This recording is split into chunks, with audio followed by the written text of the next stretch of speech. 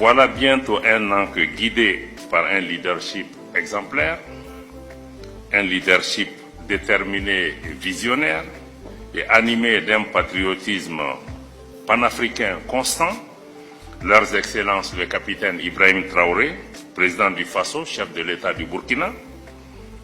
le général d'armée Assimi Goïta, président de la transition, chef de l'État de la République du Mali,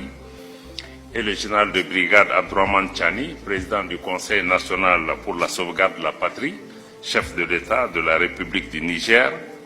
ont donc décidé de se retirer sans délai de la CEDEAO, et ceci avec effet immédiat. Cette nouvelle étape cruciale dans le renforcement des relations spéciales et stratégiques entre les républiques sœurs du Burkina, du Mali et du Niger, cette étape capitale dans le raffermissement des liens de fraternité, des liens d'amitié et des liens de solidarité, j'allais même dire des liens de parenté entre nos peuples, donc à matérialiser la noble vision de nos autorités à faire de notre espace AES un espace de paix, un espace de sécurité, un espace de développement, un espace de souveraineté, un espace de fraternité, mais surtout un espace de bien-être pour nos populations et les populations qui vivent avec nous. La qualité des documents préparatoires nous a permis de venir à Ouagadougou suffisamment préparés et outillés pour une participation constructive pour pouvoir parachever l'œuvre qui a commencé depuis des mois par nos différents experts au sein de nos pays. Nos pays ont créé une nouvelle réalité géopolitique, désormais bâtie sur le respect de nos États, le respect de notre souveraineté,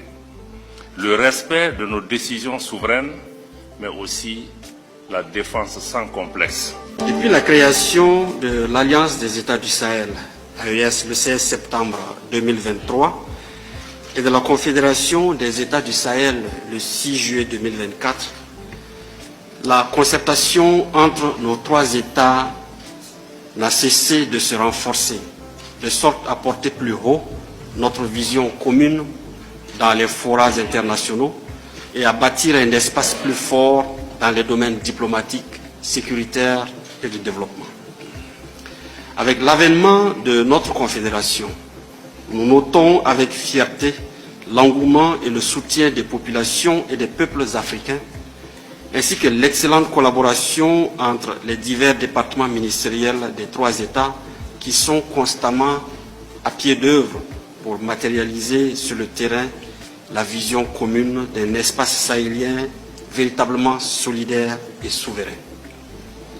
C'est fort des succès notables et des importants acquis qu'une fois de plus,